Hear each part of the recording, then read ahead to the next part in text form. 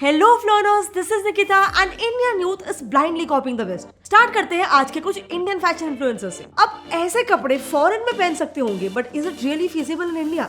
ऊपर से mind you these are summer outfit ideas. अब वेस्ट के लिए समर्स में ऐसे छोटे कपड़े पहन के बाहर जाना, टैनिंग करवाना काफी कॉमन है, क्योंकि उन्हें ऐसा नसीब ही नहीं होता। लेकिन इंडिया में इसका एग्जैक्ट ऑपोजिट है। Plus what she is wearing over here is literally a bra. ऐसे कपड़े तो मैं साउथ बॉम्बे में छोड़ो, बॉलीवुड में तो नहीं देखी हूँ। Now next is the most irrational trend, blazers. अब आई एग्री, इंडिया में कुछ पार्ट्स ऐसे हो सकते हैं जहाँ पर ठंड बहुत होती है, लेकिन मेजॉरिटी एरियाज में जो कमर्शियल हब्स है, majority time of the year गर्मी ही होती है। अब ऐसे में अगर आप 3 से 4 लेयर्स के कपड़े पहनोगे तो यू कैन ओनली इमेजिन की हालत कैसी होगी। बट ऐसे कपड़े वेस्ट में पहनना is also again very common, क्योंकि वहाँ पर ठंड बहुत ज्यादा होती है। So now you're I am not targeting anyone, she is just doing a job. लेकिन इंडिया की ये जो प्रो वेस्ट मेंटालिटी है, ये कई जगह पे दिखाई देती है। We like western songs, we idealize their stars, we love western movies. In fact इतना कि हम अपने मार्केट स्ट्रेटेजी को स्टडी किए बिना उनके कॉन्सेप्ट्स पे बेस्ड फिल्म्स तक बना चुके हैं। Let's take the Archies movie for example. इस फिल्म को बनाया है एक इंडियन ने, इसमें एक्ट किया है इंडियंस ने,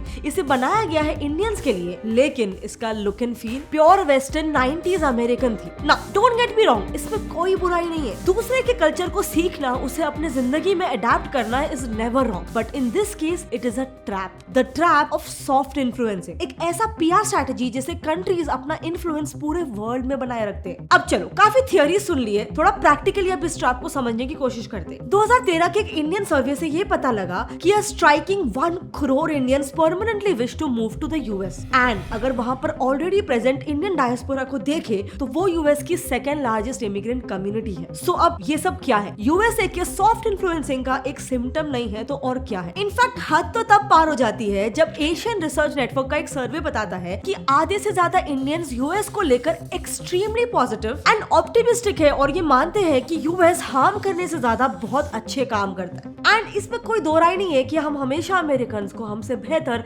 हमसे ज्यादा कूल और हमसे ज्यादा सही समझते आए हैं। बट चलो, let's see if it is truly true. So reputation institute ने कुछ कंट्रीज को, उस पर्टिकुलर कंट्री के सिटीजन्स को सर्वे करके कुछ पैरामीटर्स पर रैंक किया। पैरामीटर्स जैसे कि अपीलिंग एनवायरनमेंट, इफेक्टिव गवर्नमेंट और एडवांस्ड इकोनॉमी के बेसिस पर इन कंट्रीज को रैंक किया गया। एंड इस रैंकिंग में अमेरिका 33rd रैंक पर था और इंडिया 34th पर। सो ग्राउंड रियलिटी में there is maybe actually not a lot of difference between India and America. Now wondering कि फिर क्यों आज तक हम यूएसए को ही बेस्ट समझते आए? Well, we are back to the same trap, soft influencing. And USA इसका मास्टर है। आपको पता भी नहीं चलेगा, लेकिन यूएसए आपके दिमाग में घर बना लेगा। कैसे? वेल, 3 सिंपल वेज से। Number 1 is Hollywood. आज इंडिया जो एनुअली सबसे ज्यादा मूवीज बनाता है, उसके बॉक्स ऑफिस का 20% हॉलीवुड है। तो वो कंट्रीज जिनकी इतनी बड़ी फिल्म इंडस्ट्री है भी नहीं, उनके यहाँ हॉलीवुड कितना देखा जाता है आप सोच ही सकते हो। एंड इन हॉलीवुड मूवीज में क्या दिखाया जा रहा है?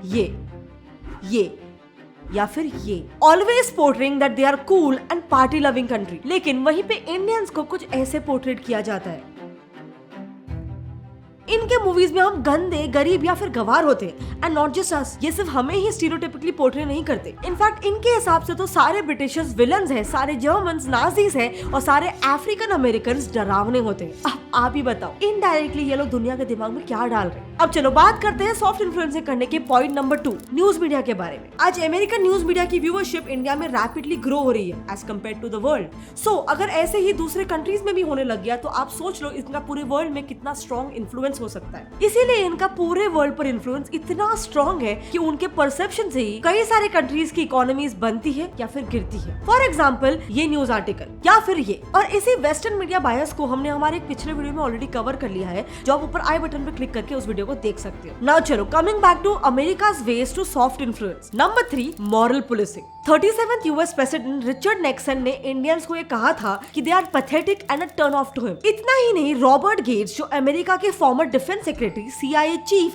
And deputy national security adviser है, उनके हिसाब से ईरान और इराक कंट्री इस धरती पे एक श्राप है। मिडिल ईस्ट में सिर्फ टेररिज्म है और पाकिस्तान एक नकलची है। मगर अमेरिका एक आइडियल सिविलाइजेशन है जिसे इन सारे कंट्रीज को लीड करना चाहिए। So basically they are constantly morally policing others, right? लेकिन क्या एक कंट्री का ऐसा करना सही है? वेल, मुझे तो ऐसा नहीं लगता। यहाँ इनकी खुद की हिस्ट्री देख लो। 1776 में आजादी मिलने के बाद इनके फाउंडिंग फादर्स ने तो ये कह दिया था कि all men are created equal, which is very good, right? But ironically वही founding fathers life long slave owners भी थे। और रिसेंट की बात करें तो gun violence, police brutality, bigotry जैसी चीजें अमेरिका में अभी भी बहुत बड़ी प्रॉब्लम्स है। लेकिन जैसे मैंने बताया, क्योंकि इनका पीआर गेम इतना स्ट्रॉन्ग है, लोग उनके इन प्रॉब्लम से फोकस ही नहीं करते और उन्हें तो सिर्फ न्यूयॉर्क, एलए, मायामी जैसे शहर ही दिखते हैं। And this is exactly the power of soft influencing. चलो एक और थोड़ा ज्यादा रिलेटेबल एग्जांपल से समझाती हूँ। जरा मुझे बताओ कि आपको क्या लगता है सारा अली खान कैसी लड़की होगी? अब आप लोग बोलोगे कि बहुत ही हम्बल, डाउन टू अर्थ और सीधी सादी लड़की है, बाकी हीरोइन जैसे नखरे वाली नहीं है। लेकिन just wait for a moment and think कि क्या आप सारा अली खान को पर्सनली जानते भी हो? सो आप उसके बारे में ऐसे सोच ही क्यों रहे हो? Well that is because you are made to think that way. आपने ऑब्जर्व किया होगा कि सारा ज्यादातर टाइम एकदम सिंपल नॉर्मल सूट्स पहनती है and that is why the perception. अब समझे पीआर का पावर।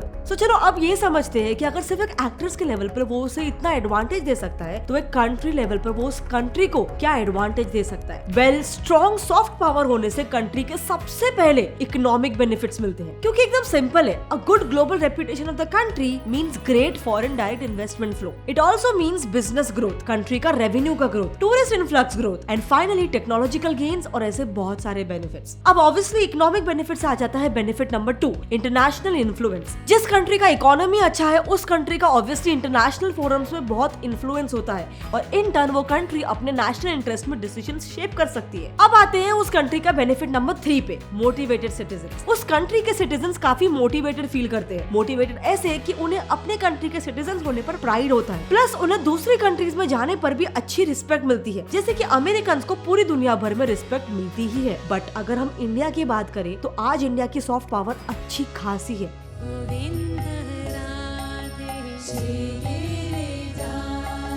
बट उतनी भी नहीं कि इंडिया बाकी वेस्टर्न कंट्रीज जैसे कि यूएस या फिर यूके जैसे बाकी कंट्रीज पर अपना इन्फ्लुएंस डाल सके। बट ऐसा क्यों?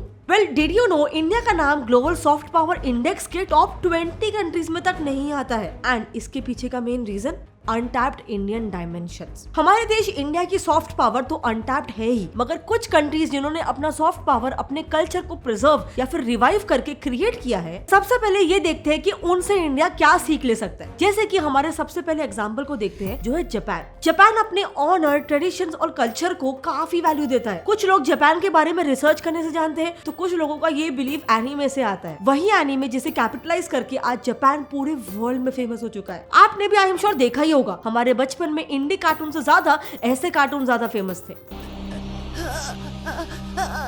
मगर जहाँ एनीमे वर्ल्ड के सारे कल्चरल बैरियर्स को तोड़कर हर जगह पर मौजूद है, तो वही जापान की मिनिस्ट्री ऑफ फॉरेन अफेयर्स भी इसका एडवांटेज लेते हुए अपनी सॉफ्ट पावर को बढ़ाने के लिए अपनी नेबरिंग और दूसरी कंट्रीज में कुछ इस तरीके के प्रोग्राम्स को सपोर्ट करते हैं to promote Japanese culture. And इन्हीं नेबरिंग कंट्रीज में से एक है कोरिया, जो हमारा नेक्स्ट एग्जाम्पल भी है। 1950 में कोरियन वॉर के बाद south Korea one of the poorest countries में से एक था। इनफैक्ट 1970s तक तो नॉर्थ कोरिया भी उससे ज्यादा अमीर था। बट वही साउथ कोरिया आज सॉफ्ट पावर इंडेक्स में 12th रैंक पर आता है, और ये पॉसिबल हुआ कोरियन कल्चर की वर्ल्ड वाइड राइज की वजह से, जिसे by the way Korean wave या फिर हार्यू भी कहते हैं। के पॉप, के ड्रामास, के ब्यूटी जैसे कोरियन कल्चरल एलिमेंट्स के एक्सपोर्ट के पीछे का रीजन था लेट 90s का एशियन फाइनेंशियल क्राइसिस। उस समय ही कोरिया को ये रियलाइज हुआ था that they need to change the way they make money and their international image. लेकिन अब यहाँ पर इंटरेस्टिंग बात ये है कि उन्होंने पॉप कल्चर को ही क्यों चुना। इसका रीजन एकदम सिंपल था। पॉप कल्चर के लिए उन्होंने ये नोटिस किया कि उन्हें हैवी इंफ्रास्ट्रक्चर बिल्ड करने की कोई जरूरत नहीं थी। एंड उन्होंने ये नोटिस किया था कि जुरासिक पार्क सिर्फ एक मूवी ने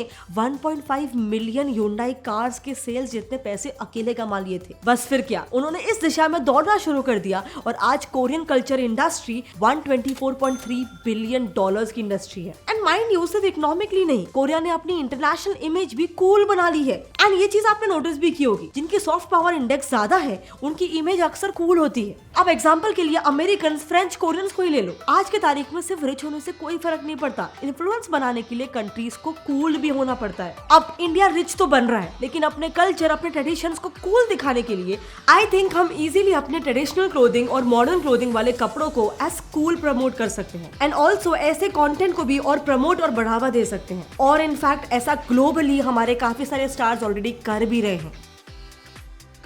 सो हम इन जैसे फैशन इन्फ्लुएंसर्स को प्रमोट कर सकते हैं जो ट्रेडिशनल फैशन को लेम नहीं बट कूल समझते हैं और उसे वैसे पोर्ट्रे भी करते हैं। But not only this, India और भी स्टेप्स ले सकता है हमारे कल्चर और सॉफ्ट पावर को बढ़ाने के लिए। जैसे कि step number 1, international news channel. आज की तारीख में बीबीसी और अल जजीरा जैसे चैनल्स जो स्टेट स्पॉन्सर होने के बाद भी इंटरनेशनल रेप्यूटेशन को होल्ड करते हैं, बट वहीं अगर हम इंडिया के दूरदर्शन को कंसिडर करें तो उसे इंटरनेशनल लेवल पर ही नहीं डोमेस्टिकली भी इतना कोई सीरियसली नहीं देखता है। Thus, firstly, India needs a strong state-sponsored news presence. Step number 2, teaching Indian values. India को ITTEC, Indian technical and economic corporation जैसे और भी एजुकेशनल प्रोग्राम्स को चालू कर देना चाहिए। एंड इसके साथ ही फॉरेन एक्सचेंज स्टूडेंट्स जब हमारे देश में पढ़ने आते हैं तो हमें उन्हें बाकी सिलेबस के साथ हमारे कल्चर एंड वैल्यूज के बारे में भी बताना चाहिए। Step number 3, regional grouping influence. Regional grouping जैसे कि SAARC, South Asian Association for Regional Cooperation में अपने स्टेटस को मेंटेन रखने की जगह पे इंडिया को इनिशिएटिव्स लेने चाहिए that will also lead to the rise of soft power of India. And last but the most important part, Bollywood. But यहाँ पर हमें एक्टिवली ऐसे मूवीज को प्रमोट करना चाहिए, ऐसे मूवीज को देखने जाना चाहिए